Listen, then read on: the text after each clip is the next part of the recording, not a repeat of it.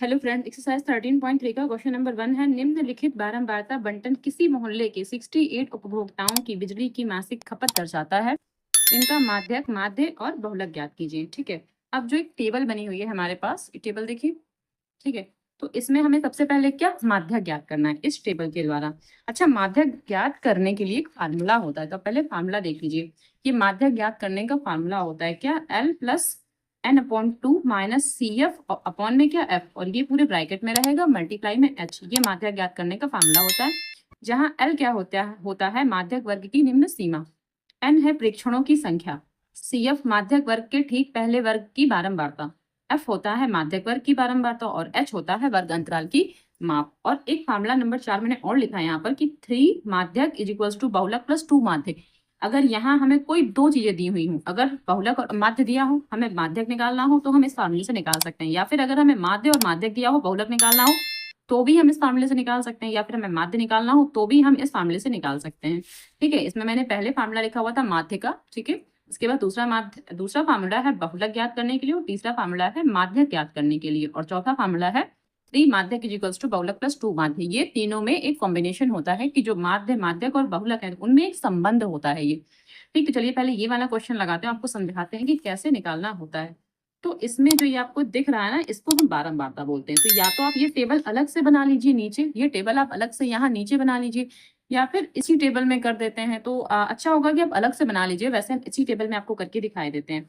ठीक है, तो मासिक खपत इकाइयों में यहाँ लिखा हुआ है, उपभोक्ताओं की संख्या यहाँ, अब एक और यहाँ पे बनेगा कॉलम। तो चलिए बना लेते हैं, इसी में बना लेते हैं। पर पेपर में अगर आप करेंगे तो इसी में नहीं बनाएंगे, आप अपना अलग से बनाएंगे। तो यहाँ एक कॉलम अलग से बना लेते हैं।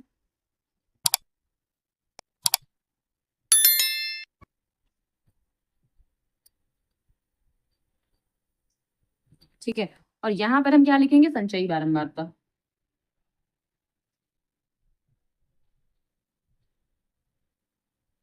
संचयी बारंबारता को हम लोग CF बोलते हैं, और इसको क्या बोलते हैं, इसको F बोलते हैं। FI या सिर्फ F भी बोल सकते हैं। अब यहाँ हमें क्या देखना होता है, सबसे पहले जो संचयी बारंबारता पहले वो निकालते हैं, फिर यहाँ बताएंगे कि आपको इसमें से क्या क्या चीजें लेनी होती है। तो पहले संचयी बारंबारता निकालते कैसे, वो जानिए। सबसे पहले जो पहला अंक है वो सेम ऐसे लिखा रहेगा, फिर इसमें ये जोड़ देंगे, यानी कि 4 में 5 जोड़ेंगे तो 9, और 9 में अब 13 जोड़ना है। ठीक है, एक यहाँ का लेना है और एक यहाँ के नीचे का लेना है, उनको जोड़ना है। 9 में 13 जोड़ेंगे तो कितना, 22 हो जाएगा। और 22 में अगर हम 20 जोड़ेंगे तो कितना हो जाएगा, 42 हो जाएगा। और 42 में अगर हम 14 जोड़ेंगे, भाई 14 में अगर हम 42 जोड़ रहे हैं तो 4 और 2 6, और 4 और 1 5, 56 हो रहा है। अब 56 में अगर हम 8 जोड़ेंगे तो 8 6 14 का 4 हासिल 1, यानी कि यहाँ 64 हो रहा है। अब 64 में अगर हम ये 4, भाई ऐसे ही जोड़ते चलते हैं, तो 64 में अगर ये 4 जोड़ेंगे तो क्या 68 हो रहा है। अब जो ये लास्ट संख्या आई ना, इसी को हम n बोलते हैं, जो वो फार्मूले में हमारे थे ना। तो यहाँ से अब आंसर लिखते हैं कि जो n है, n हमारा 68 आया है। जब n 68 आया तो n/2 क्या आएगा, तो 68/2 करना होता है। n/2 का मतलब 68/2, तो इसको भाग कर देंगे तो यहाँ 3 और यहाँ 4, तो कितना 34 आया। n/2 की वैल्यू क्या आ रही है, 34 आ रही है। अच्छा, इसमें अब देखिए, जब ये 34 आ गया तो हमें ही संचयी बारंबारता में, जो ये संचयी बारंबारता लिखी हुई है, इसमें वापस जाना है, और हमें ये देखना है कि जो 34 है ये इनमें से किसके अंतर्गत आएगा। 34 जो है इनमें से किसके अंतर्गत आएगा। तो कहने का मतलब है कि यहाँ देखिए, यहाँ 22 के बाद 22 से बड़ा है ना, तो इस 42 के अंतर्गत आएगा। भाई 34 इस 22 से बड़ा है, तो इस 42 के अंतर्गत हम 34 मानेंगे कि जो ये 42 है ना, इसके अंतर्गत आएगा। तो इसके जस्ट सामने हमको जाना है यहाँ तक। ठीक है, इसके जस्ट सामने और इसके ऊपर। इस 42 से फिलहाल हमें कोई मतलब नहीं, इस 42 से कोई मतलब नहीं, लेकिन हमें देखना है कि 34 कहाँ आएगा। 34 इसके अंतर्गत आएगा, इसका मतलब इसके जस्ट सामने जाना है और इसके ऊपर जाना है। तो जो ये ऊपर वाली संख्या है इसको हम CF बोलेंगे, और जो ये संख्या है इसको F बोलेंगे, और जो ये है इसको हम L यानी कि लोअर लिमिट बोलेंगे। तो बस हमें सारी चीजें पता चल गई। तो अपनी सारी चीजें यहाँ पर लिख लेंगे, क्या क्या लिख लेंगे। हमें CF पता है, CF क्या है 22। तो देखिए यहाँ पर ये जो 22, यहाँ चाहे CF छोटा छोटा लिख लेते हैं कि ये CF था और ये हमारा F था। ठीक है, तो चलिए CF 22 हमने लिख लिया, और F क्या है हमारे पास 20 है, F 20 हो गया। और यहाँ ये L है, तो L क्या है लोअर लिमिट 125, तो ये लोअर लिमिट हो गई। और H की वैल्यू इसमें कितनी है, अगर हम किसी भी एक वर्ग अंतराल को घटाते हैं तो जो वर्ग अंतराल घट के आएगा वो 20 आएगा। तो जो h है, h की वैल्यू यहाँ पर 20 रहेगी। बस अब हमें सारी वैल्यू पता चल गई, अपना फार्मूला लिखेंगे और फार्मूले में मान रखेंगे। तो फार्मूला लिखेंगे, माध्यक is equals to L plus n/2 minus C F, यहाँ सी बनाना था, C F upon F, multiply में क्या यहाँ एच लिखना है।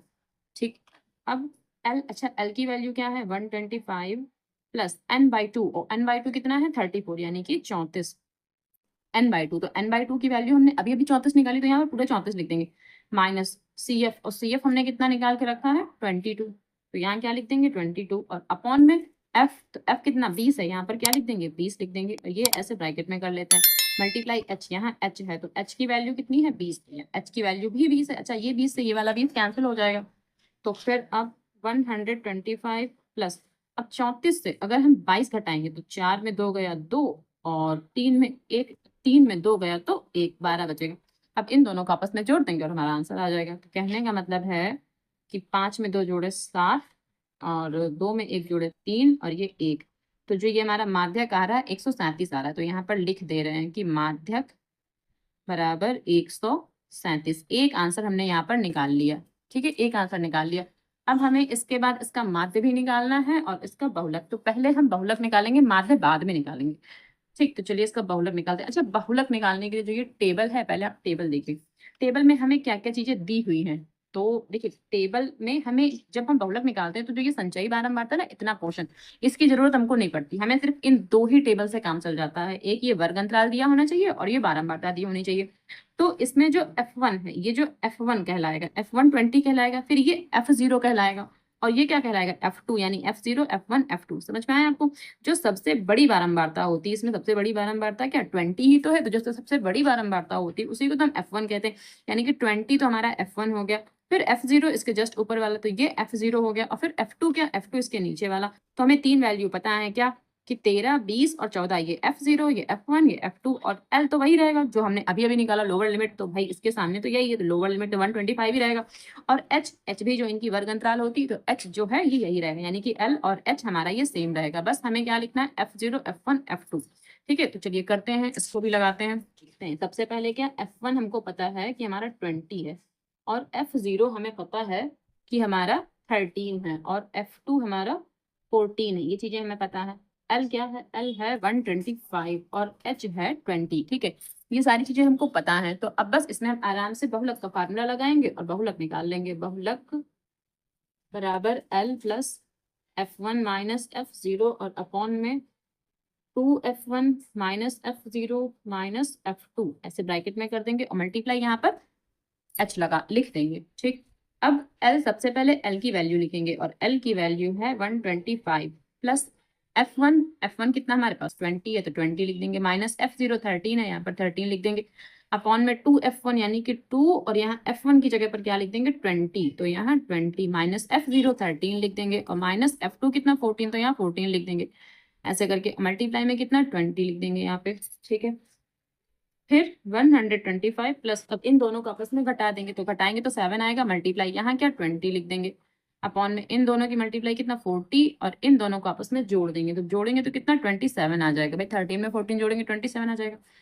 ठीक है, अब 125, यहाँ इन दोनों की मल्टीप्लाई, यहाँ 125 यहाँ प्लस, ठीक है, और इन दोनों की जब मल्टीप्लाई करेंगे तो 140, भाई 7 दूनी 14 और यहाँ 0, तो 140 आ जाएगा, प्लस अब बटे में इन दोनों को आपस में घटाना है तो कितना 13 आ जाएगा, तो 125 प्लस, अब इसको ना डिवाइड करेंगे, तो चलिए साइड में इसको डिवाइड करते हैं पहले, फिर डिवाइड करके लिखते हैं, तो क्या 13, यहाँ 140, 13 एकम 13, इसको घटा लेंगे तो बचेगा 1, यहाँ 0, अब ये 13 इसमें जा ही नहीं पा रहा, तो पहले तो 0 लगा लेंगे, फिर पॉइंट लगाएंगे, फिर 0 बढ़ाएंगे, तो 100 हो गया, 13 सत्ते 91, यहाँ बचेगा 9, भाई 100 में से अगर 91 घटाएंगे 9 बचेगा, यहाँ 0, तो 13 छंग 78, बस ठीक है, 2 अंक तक काफी है, इतना ही लेंगे, तो यहाँ लिखेंगे 10.76। अब 125 में अगर हम 10 जोड़ेंगे, तो पहले 125 में 10 जोड़ते हैं, तो 125 में अगर 10 जोड़ेंगे 135, और पॉइंट का 76 है, तो ऐसे ही लिखा जाएगा, तो ये हमारा क्या निकल के आ गया बहुलक,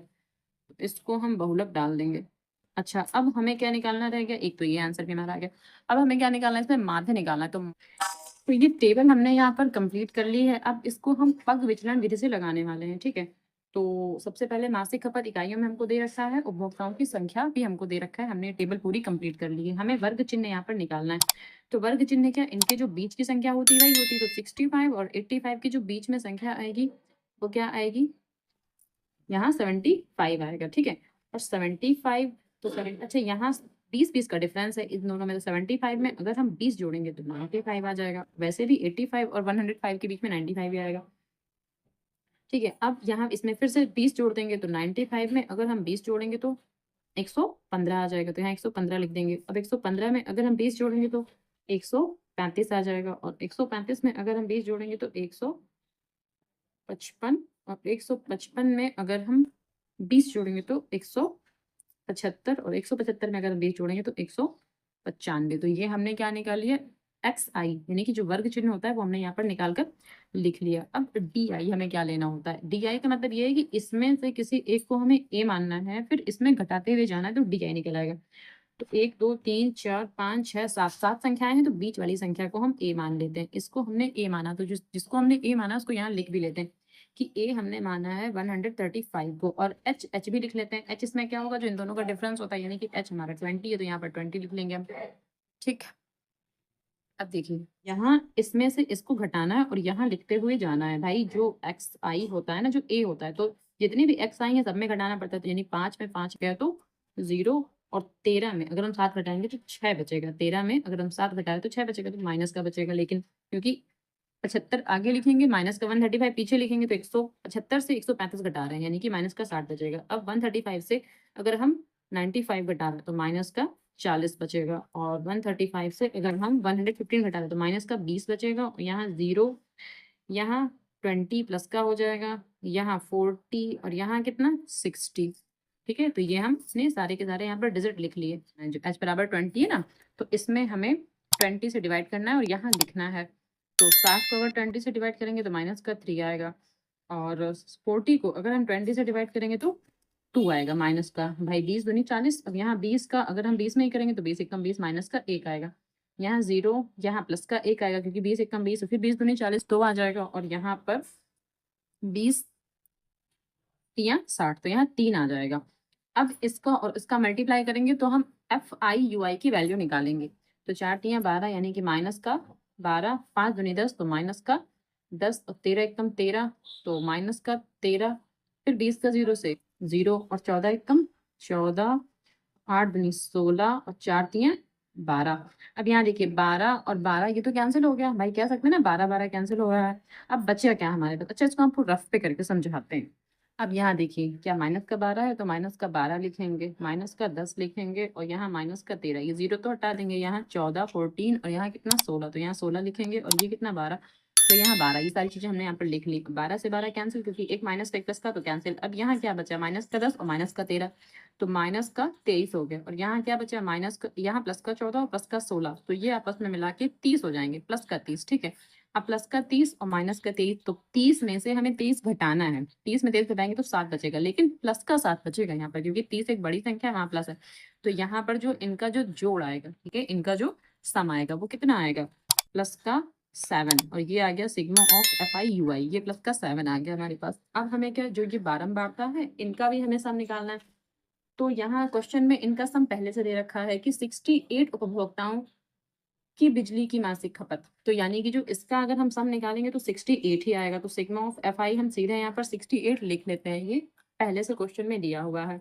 और बस जो चीजें हमको दी हुई है वो हम यहाँ पर लिख लेंगे। फिर sigma of F I is equals to 68, और sigma of F I U I हमने अभी अभी निकाला है 7। अब बस यहाँ पर फॉर्मूला लगा देंगे, कौन सा, पग विचलन विधि। तो लिखेंगे पग विचलन विधि। पग विचलन विधि से माध्य, माध्य बराबर, अच्छा माध्य को सिग्मा, माध्य को एक्स बार बोलते हैं। X bar is equals to क्या, A plus sigma of F I U I upon में सिग्मा ऑफ एफ आई, और मल्टीप्लाई में क्या, एच। ये हमारा हो गया पग विचलन विधि का फार्मूला। अब बस एक ही वैल्यू क्या है यहाँ पर 135, तो यहाँ 135 लिख लेंगे, plus sigma of F I U I की वैल्यू हमने 7 निकाली है, और सिग्मा ऑफ एफ आई हमें कितना 68 ऑलरेडी दे रखा है, और मल्टीप्लाई एच, एच की वैल्यू कितनी है 20, तो यहाँ 20 लिख देंगे। अब 135 प्लस 20 किससे मल्टीप्लाई कर देंगे, या इसमें से कट हो रहा है तो कट भी कर सकते हैं। तो 4 से कट कर लेते हैं, 4 पंचे 20 और 4 कम 4 2 बचेंगे 28, 4 सत्ते 28, 17 आ गया यहाँ पर। तो 5 और 7 7 बने 35, तो यहाँ 35 अपॉन कितना 17 हो गया। ठीक है, अब 17 को हमें 35 से डिवाइड करना है, तो डिवाइड करके यहाँ पर लिखेंगे। तो 35 14 17 कम 17, 17 दूनी 34, एक बचा तो पॉइंट लगा देंगे, 0 बढ़ा देंगे, 10 हुआ तो 0 लगाकर 0 बढ़ाएंगे। अब 17 25 85, 85 हो जाएगा यहाँ पर। तो 2 अंकों तक ले लिया, इतना काफी है। तो यहाँ लिखेंगे 135 प्लस 2.05। तो 135, अच्छा 135 में अगर 2 जोड़ेंगे तो 137 हो जाएगा। इसको यहाँ कट करके यहाँ लिखते हैं 137.05। ये हमारा माध्य आ गया है। इसको हम यहाँ पर ऐसे माध्य डाल देंगे।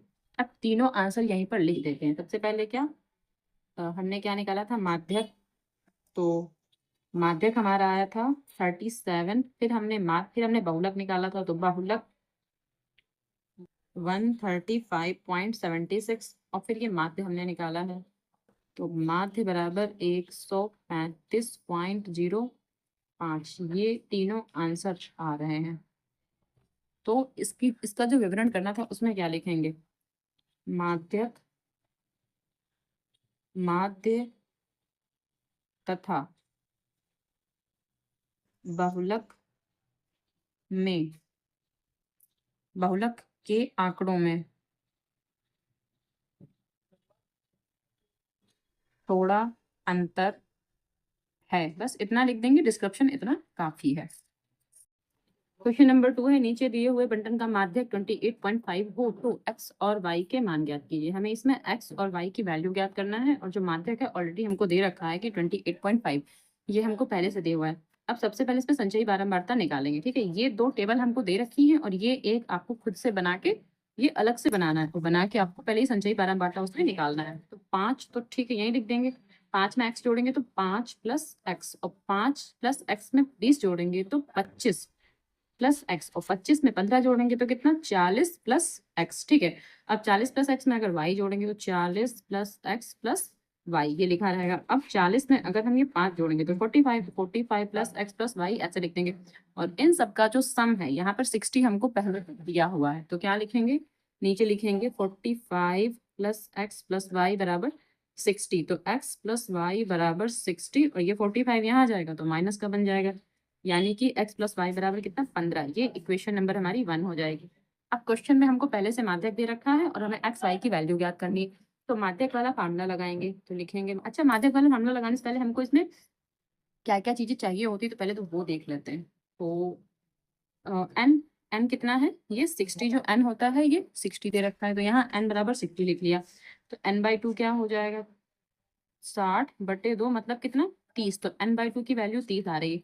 अब जब ये वैल्यू 30 आ रही है, यहाँ 30 किसके अंतर्गत लेंगे, तो 5 तो कम हो जाएगा, 25, हाँ 25 ठीक रहेगा, 40 नहीं लेंगे क्योंकि 40 बहुत ज्यादा हो जाएगा, और क्या पता x की वैल्यू क्या है, तो 30 हम यहीं पर लेंगे। ठीक है, वैसे भी इसमें जो सबसे बड़ी बारंबारता है वो हमको 20 दिख रही है, तो फिलहाल जो ये 30 है ना, 30 हम इसके अंतर्गत ही मानेंगे, क्योंकि जो हमारा माध्यक है वो 28.5 है, तो 40 के अंतर्गत तो नहीं जाएगा, बहुत ज्यादा हो जाएगा, तो 25 के आसपास ही हम इसको लेंगे। लेकिन हमें इस 25 प्लस एक्स से कोई मतलब नहीं, हमें इसके ऊपर देखना है, इसको हमें CF मानना है, और इसको हमें क्या मानना है, इसको हमें F मानना है, और इसके जस्ट थोड़ा आगे और जाना है, इसको हमें L लेना है। बस इतनी चीजें हमको लेनी है और यहाँ पर लिखते हुए जाना है। तो क्या क्या यहाँ पर लिखना है साइड में, सबसे पहले हम L लिख लेते हैं, L क्या 20 है, फिर F लिख लेते हैं, F हमारे पास भी 20 है, दोनों चीजें 20 है। और जो CF है, CF ये वाली वैल्यू है, ये CF है क्या 5 प्लस एक्स, तो CF भी यहीं पर लिख लेते हैं क्या 5 प्लस एक्स, ये हमारा CF आ गया। और H, ये H यहाँ पर लिख लेते हैं कि H की वैल्यू क्या है, तो H जो है इसका वर्ग अंतराल होता है, और वर्ग अंतराल हमारा 10 है, यानी कि H की वैल्यू हमारे पास 10 है। अब बस माध्यक वाला फार्मूला लगाएंगे, तो लिखेंगे माध्यक बराबर L plus n/2 minus CF और अपॉन में F मल्टीप्लाई में H, तो ये हम यहाँ पर ऐसे लिख लेंगे। अच्छा माध्यक हम जानते हैं कि 28.5, ये हमें क्वेश्चन में पहले से दिया हुआ है, एल की वैल्यू हमने अभी अभी निकाली है 20, तो यहाँ पर 20 लिखेंगे। एल की वैल्यू कितनी, 20 लिख देंगे, प्लस n/2, और n/2 की वैल्यू कितनी निकाली हमने, 30। भाई ये n/2 रहा, n/2 की वैल्यू 30, माइनस, और ये जो सी एफ लिखा हुआ है, सी एफ की वैल्यू कितनी है यहाँ पर, सी एफ है 5 प्लस एक्स, तो ये सी एफ हो गया। और अपॉन में एफ की वैल्यू भी 20 दे रखी है, और यहाँ मल्टीप्लाई में कितना, 10, तो 10 यहाँ लिख देंगे।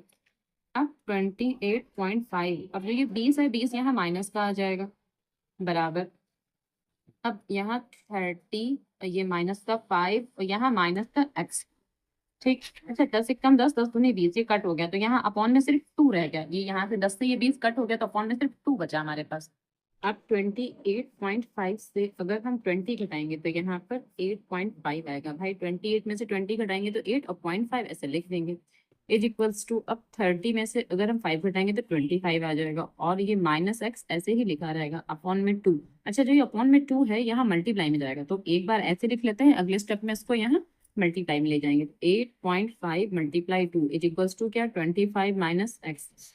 अब 8.2 की मल्टीप्लाई हमें 8.5 की मल्टीप्लाई हमें 2 से करना है, तो 2 5 10, 10 का 0, और 2 8 16, और इसमें 1 जोड़ेंगे तो 17, तो 17.0, यहाँ 25 माइनस एक्स।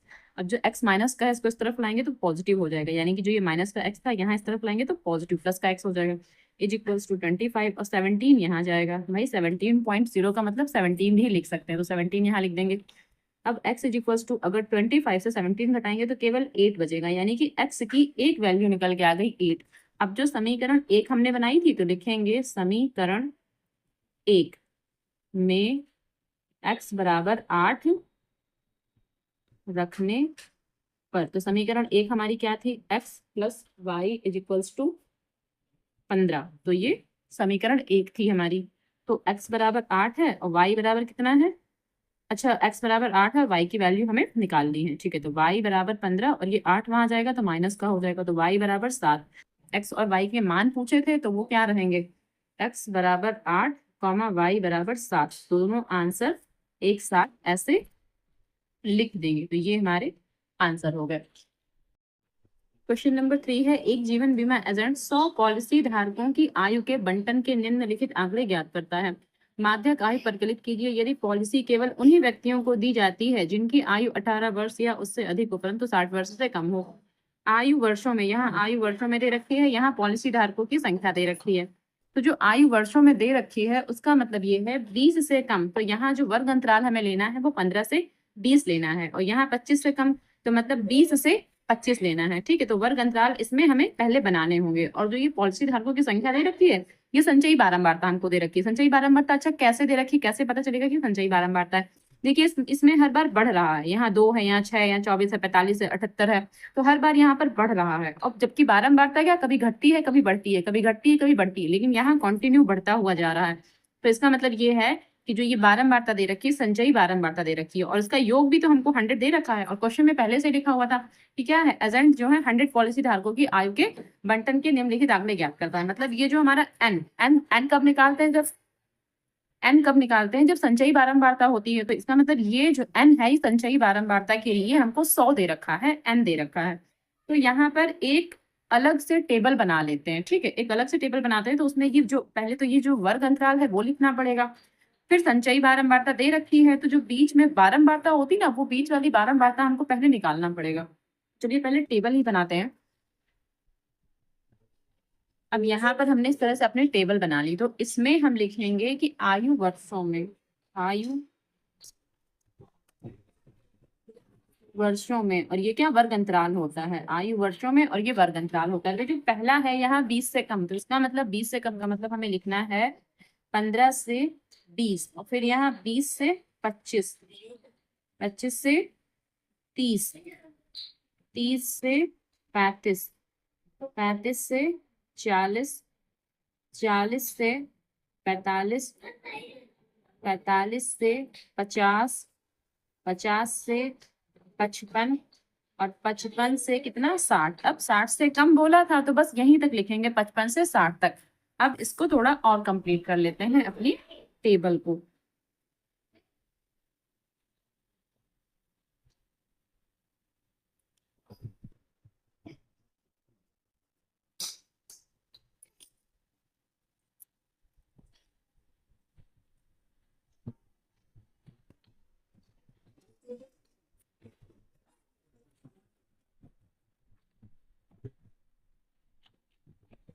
अब यहाँ योग लिख लेते हैं। और योग हमें ये बारंबारता का, संचयी बारंबारता का योग दे रखा है। तो ये जो 100 है वो यहाँ पर लिखेंगे, बारंबारता का जो टोटल योग होता है वो यहाँ पर लिखेंगे। अच्छा, और हमें क्या दे रखा है, पॉलिसी धारकों की संख्या दे रखी है। तो जो पॉलिसी धारकों की संख्या संचयी बारंबारता है, तो यहाँ लिखेंगे पॉलिसी धारकों की संख्या, और ये है सीएफ। तो सीएफ हमें क्या दिया है, पहले 2 है, फिर 6 है, फिर 24 है, फिर 45 है, 78 है, 89 है, 92 है, और फिर 98 है, और फिर 100 है। ठीक है, ये हमको दे रखा है। अब यहाँ पर जो ये बारंबारता होती है, जिसको हम लोग एफ कहते हैं, वो कैसे निकालेंगे। तो सबसे पहले जो ये लिखा हुआ है ना, इसको घटाएंगे भाई। 2 में से अगर हम 0 घटाएंगे तो 2 ही आएगा। अब 6 में से 2 घटाएंगे तो 6 - 2 तो कितना 4 आ जाएगा। अब 24 से अगर 6 घटाएंगे तो लिख सकते हैं 24 - 6 तो कितना 18 आ जाएगा। अब 45 से 24 घटाएंगे तो 45 - 24, तो यहाँ 5 में 4 गया 1, और 4 में 2 गया तो 21 आ जाएगा। अब 78 में से 45 घटा देंगे तो 78 - 45, तो यहाँ कितना आ जाएगा, 8 में 5 गया 3, 7 में 4 गया 3, 33 आ गया। अब 89 में से 78 घटाएंगे तो 89 - 78, तो 9 में से 8 गया तो 1, और 8 में 7 गया तो 1, ठीक है 11 आ गया। अब 92 से कितना 89 घटा देंगे तो 12, 12 में से 9 गया 3, और यहाँ 8 में 8 गया 0, तो ये हो गया। अब कितना 98 से 92 घटाएंगे तो 98 - 92 तो 6 आ जाएगा। फिर 100 से 98 घटा देंगे तो कितना 2 आ जाएगा। तो ये हमारी बारंबारता निकल के आ गई। और जो बारंबारता होती है ना, वो कभी कम कभी ज्यादा ऐसे होती रहती है, कभी बढ़ती ही नहीं रहती है बारंबारता। लेकिन इसमें बढ़ रहा था, तो इससे हमको ये समझ जाना है कि ये हमारी संचयी बारंबारता है। ठीक है, तो ये कट है यहाँ पर। अब हमें इसमें क्या क्या दे रखा है वो हम देखेंगे। तो सबसे पहले ये तो n हमें दे रखा है, तो n बराबर 100 हो गया। तो फिर n/2 कितना हो जाएगा, 100/2 यानी कि 50, तो n/2 कितना 50 हो जाएगा। अब हमें इसमें से देखना है कि 50 कहाँ पे आएगा। 50 यहाँ पे आएगा, यहाँ पर 50 आएगा। लेकिन हमें इससे कोई मतलब नहीं, हमें इसके जस्ट ऊपर जाना है, ये CF कहलाएगा। ठीक है, इसके जस्ट सामने जाना है, ये वाला F कहलाएगा। इसके भी जस्ट सामने जाना है, तो ये 35 है, ये लोअर लिमिट L कहलाएगा। ठीक है, तो हमने सारी चीजें फाइंड आउट कर ली। यहाँ पर लिखेंगे क्या क्या, L हमें पता है 35, उसके बाद हमें F पता है 33, कि CF बराबर कितना 45, तो ये CF बराबर 45 भी हमको दे रखा है। बस इसमें और तो कुछ नहीं निकालना। हाँ, H निकालना होता है, तो H हम यहाँ पर लिख देते हैं कि H की वैल्यू क्या है। यहाँ पर इसमें से घटाएंगे तो 5, H की वैल्यू 5 है हमारे पास, तो यहाँ 5 लिख देंगे। अब फार्मूला लगाएंगे, और फार्मूला लगा के जो है हम इसका माध्यक निकालेंगे। ठीक है, तो अब लिखेंगे फार्मूला, माध्यक बराबर L + n/2 minus CF upon में F, और मल्टीप्लाई में क्या यहाँ पर H लिख देंगे। तो L की वैल्यू हमारे पास कितनी है 35, यहाँ लिखेंगे 35, प्लस n/2 कितना 50 है हमारे पास, तो यहाँ 50 लिख लेंगे, माइनस वो CF हमने कितना निकाला है, जस्ट अभी अभी 45 निकाला है, तो यहाँ पर 45 लिख देंगे। और अपॉन में F, और F हमने निकाला है 33, तो यहाँ पर क्या लिख देंगे 33, तो ये अपॉन में हो गया 33, और मल्टीप्लाई में H, और H की वैल्यू कितनी 5 है, तो यहाँ पर 5 लिख देंगे। ठीक है, तो चलिए इसको सॉल्व करते हैं।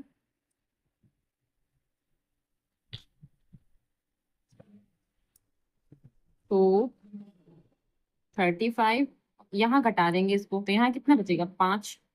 5 की जब इस 5 से गुणा करेंगे तो 25, तो अगले स्टेप में इसको 25 लिख लेंगे, तो यानी कि 35 + 25/33। तो अगर हम 33 का डिवाइड 25 में करेंगे तो कितना आएगा, तो यहाँ कर लेते हैं डिवाइड 33 डिवाइड बाई 25, पॉइंट लगा लेंगे, 0 बढ़ा देंगे, तो आ गया हमारा 250। 33 का टेबल लगभग 7 टाइम पढ़ेंगे, 7×3 = 21 और 7×3 = 21, 22, 23, तो यहाँ 231 हो जाएगा। अब इसको घटा लेंगे, तो घटाने से हमारा ये 19 आएगा। अब पॉइंट से यहाँ एक 0 और बढ़ा लेंगे तो ये कितना हो गया, 190।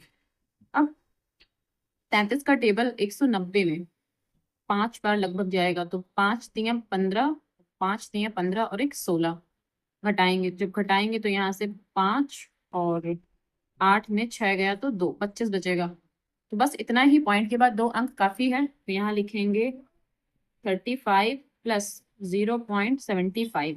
तो जो आंसर लिखेंगे ना, 35 में 0.75 जोड़ देंगे तो 0.75 आ जाएगा यहाँ पर।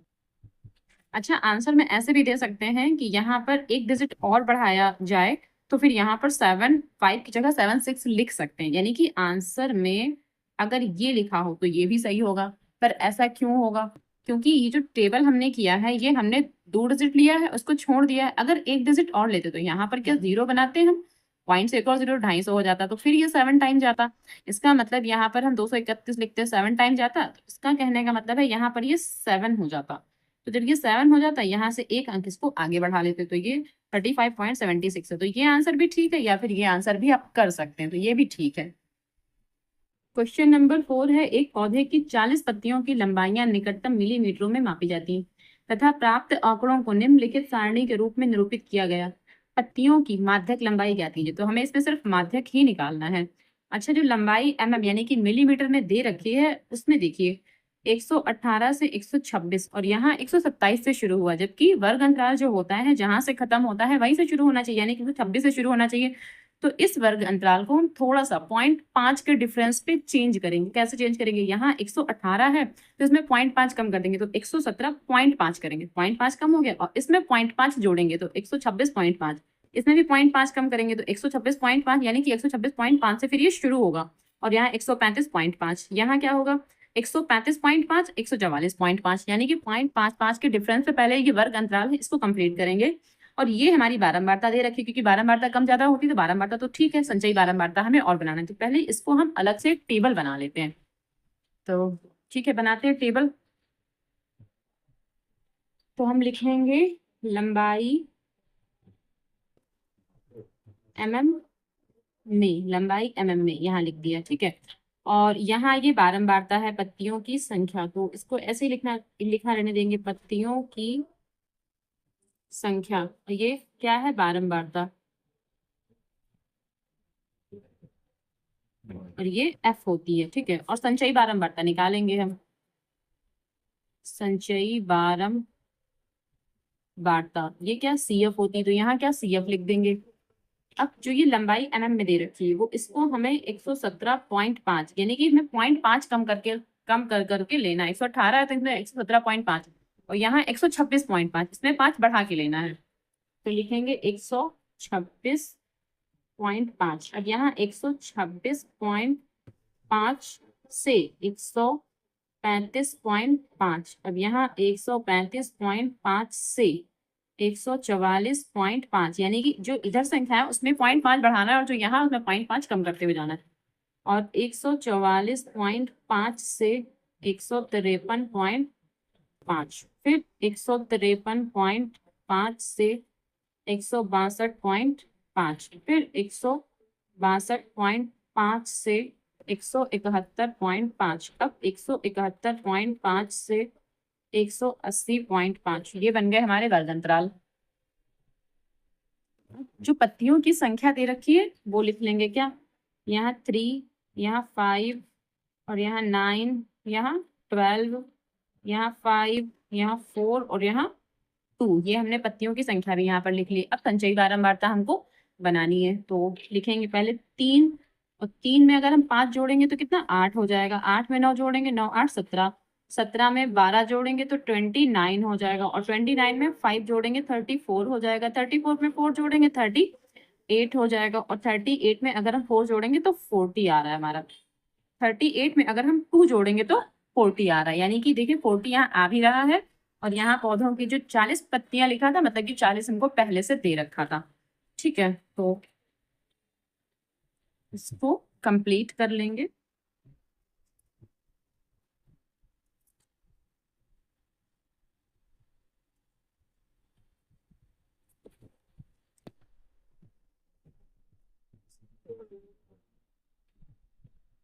अब यहाँ योग लिख लेंगे, और योग इन सबका कितना है, ये 40 है। तो अब हमें पता है कि n बराबर क्या, 40। तो फिर n/2, n/2 का मतलब हम सीधे 20 लिखे दे रहे हैं भाई, 40/2 तो 20 ही आएगा, तो यहाँ हमने 20 लिख दिया। अब ये देखेंगे कि 20 इनमें से किसके अंतर्गत आएगा, तो 20 जो है ये इसके अंतर्गत आ रहा है, इसके अंतर्गत 20 आ रहा है। तो इसका मतलब इससे मतलब नहीं है, हमें इसके जस्ट ऊपर वाला ये वाला CF, तो CF हमारा क्या 17 है, फिर इसके जस्ट सामने जाएंगे तो ये हमारा F है, और इसके भी जस्ट सामने जाएंगे तो ये वाला 144.5, ये क्या है, ये हमारा L है, लोअर लिमिट है। ठीक है, ये हमने लोअर लिमिट यहाँ पर लिख दिया।